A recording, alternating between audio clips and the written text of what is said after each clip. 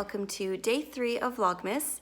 It is Monday morning and the boys have gone back to school. Glenn has gone back to work. And I normally really dislike that because I miss everyone, but today I really needed it and I'm so happy to have a quiet house all to myself.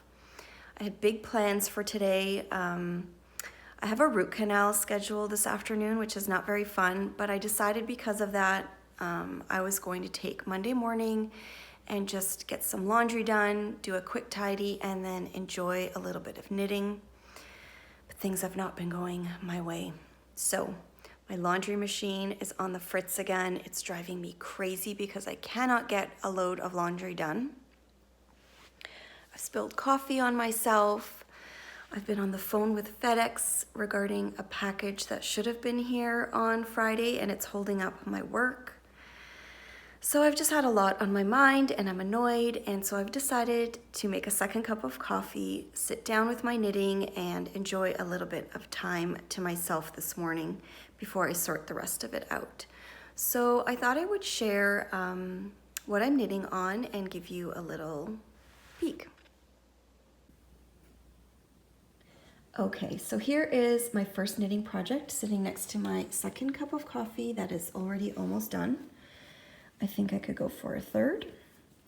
I've been working on my Cozy Knitter Advent skein of yarn socks every day of December so far, and I am loving it. It's beautiful, it's fun, and I'm anxious to get to every new color.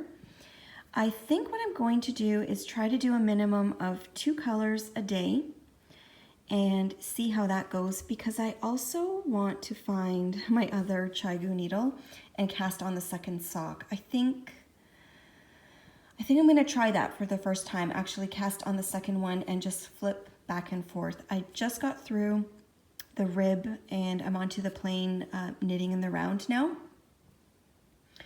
And I dislike doing the rib. So now that I'm onto the easy part, I think I should cast on the second one. I'm not really a 2 at a time sock knitter on the one set of needles, so I think I might try that. I don't know. I would love to have these ready for Christmas. I never seem to have Christmas socks ready if I'm just working on one. So that is my plan for those. And I'm trying to get back to my adventurous wrap. I am in love with this project. I'm really, really happy that I am so in love with it that it's all I really want to knit on, and so I'm seeing more progress. And I think that's what I'm going to have to do from now on if I want projects to not linger on for so long. I do love the process of knitting, but I'm anxious to actually have some of these items and use them. So I am on colors 22 and 23 of the second triangle, and I only have 2 more colors after this, I think. 23, let's see, there's 24 and 25. So I'm getting there. The rows are gonna take me a little bit longer because they're really, really long right now. But I am loving it. I love it so much, and I've put it up beside the first triangle and it's just gorgeous. So I'm gonna try and find a way to maybe build in a routine. I've been knitting daily a lot more, which is great. And I'm not sure yet if I wanna work on my sock in the morning or at night, and then work on my wrap in between there. So those are my 2 major knitting projects at the moment. I am so happy with them, and I'm actually hoping to have this done, maybe by the weekend. I think I could have this done by the weekend. That's the goal. Since I'm having a quiet morning, I thought I would share a little bit about some of my favorite cookbooks and answer a question that I got quite a bit from yesterday's vlog. So I made the Sloppy Joe pizza rolls, and the recipe came from this book, the 3 Times a Day Cookbook, which is the book that I spoke about in day 1, and then I've cooked in it day 1 and day 2. I love this book. I would strongly recommend it if you love beautiful cookbooks that also have great family recipes. I think most of them in here are pretty family friendly, It's beautiful to just look at, but there are a lot of recipes in here that they're not overly complicated, but they're not boring. So I love this book. Everything I've made from here has turned out amazing. I made this chicken on Saturday night and I love it. The whole family ate it. And then I made the sloppy joe rolls here. I did modify this recipe this time. I made it exactly as her recipe calls for the first time we had them. And I found them just a little bit sweet, which is kind of like a sloppy joe is anyways. But I think I just replaced the ketchup and the brown sugar with a tomato passata and some oregano, and that kind of made them a little more like pizza and less sloppy joe, but we love them. They're delicious. So that book stays on my kitchen counter. I use it quite often. This one stays as well because it's beautiful, but I haven't really made too much from this cookbook. It's more of a beautiful one that I like to look at for baking. But some of my other favorites are here as well. This Back Pocket Pasta, let's see, who is it by? It's a beautiful book. I actually found this at HomeSense, which is kind of like Home Goods here in Canada.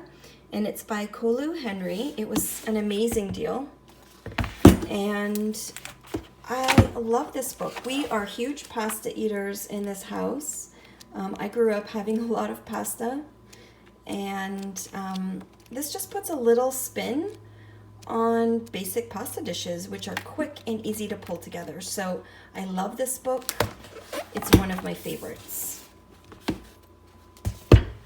And of course, the Magnolia Table cookbook, which I got this past year, is also a favorite. It's really, really good. I think there's a lot of probably more basic recipes in here, but it's nice to have a new book kind of with a new twist on some of them.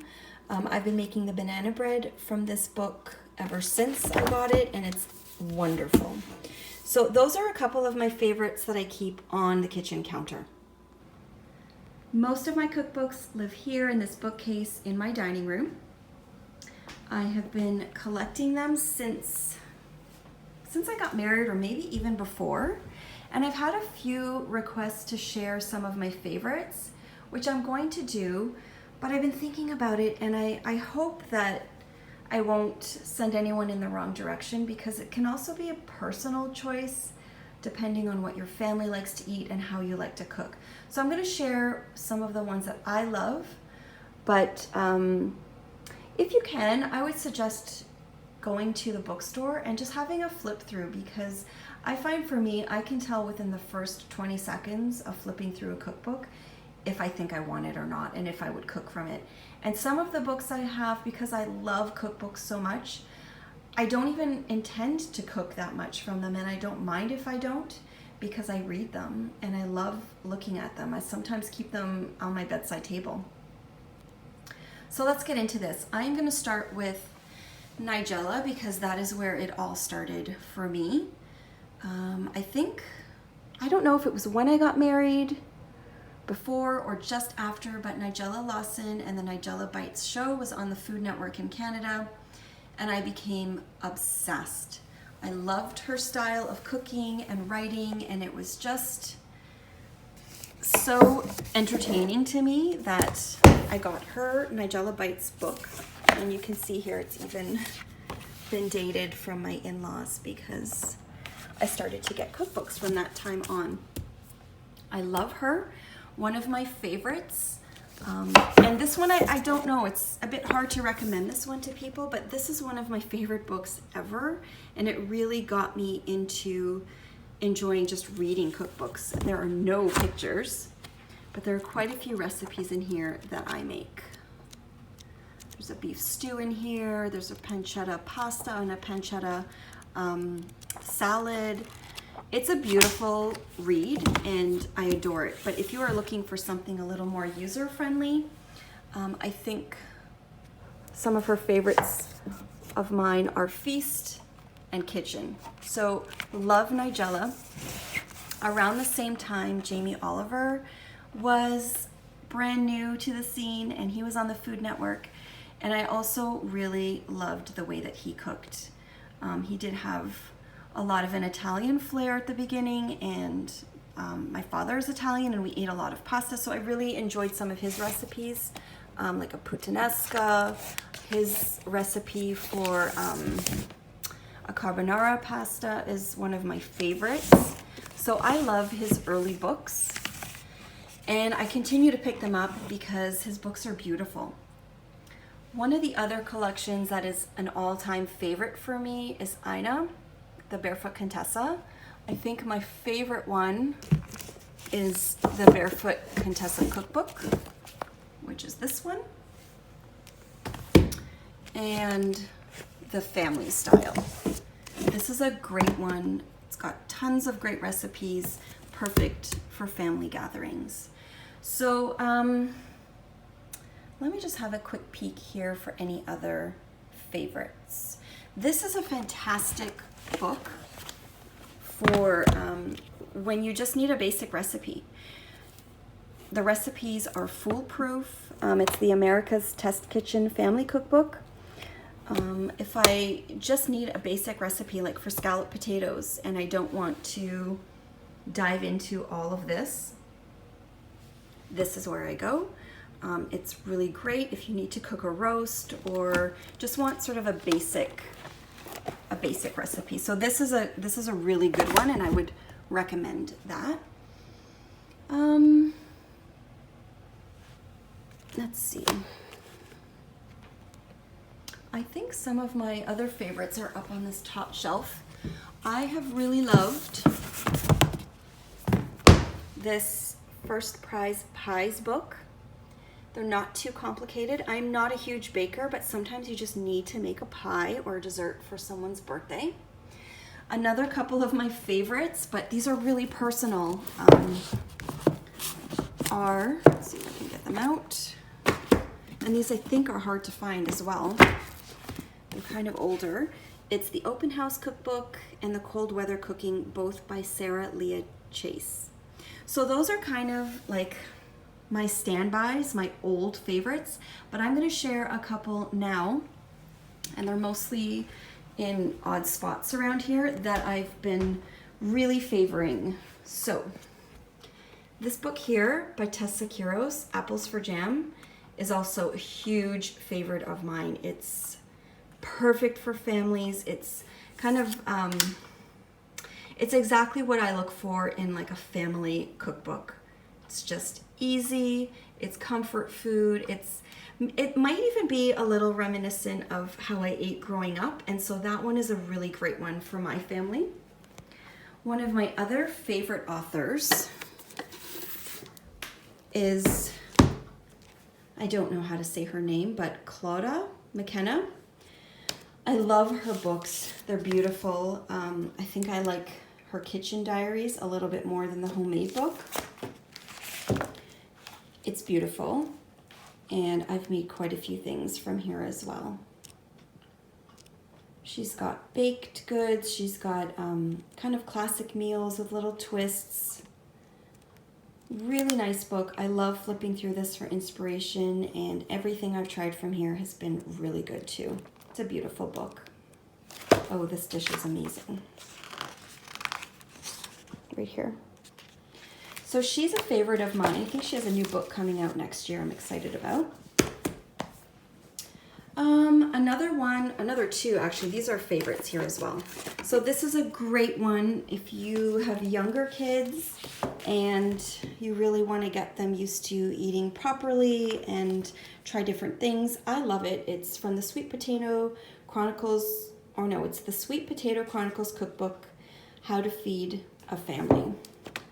I think that these ladies, the authors of this book, have a show on the Food Network now, so I'm anxious to check that out. But this is a great book too, and I think it's perfect for family cooking. It's beautiful. This is amazing. I've made that a few times. It's delicious. So that is a favorite. And I absolutely adore this book too. The New England Farm Girl by Jessica Robinson. It's a beautiful book. I love everything about New England. And I love this book. Oh my gosh, these bars are incredible. I've made them multiple times, and there's some real comfort cooking in here. Lots of baked goods, but some basic cooking, like a good chili, baked beans. Oh, that was clam chowder. It's a great book. I would highly recommend this one also. Oh, there's a blueberry cake in here too. That was amazing. So this is a favorite. That's kind of why these books live right here in this kitchen cart. I'm gonna pass on those. They're all good. But then I also have some over here. This is kind of an overflow. Let's see if there are any favorites I can spot here. Not really, and I think that's why they're over here, because I don't really use them as much. And then I have one other spot, kind of goes along with this book from Tessa Quiros, because she's one of my favorite cookbook authors. I have a few down here in this cabinet. So I don't have enough room for all of these books. So down here I have the rest of her collection that I own, and this is another favorite. And I have it down here because there's specific recipes I make from here. So I just kind of get it when I need it. But this will give you an idea of how beautiful her books are. This one is Falling Cloudberries.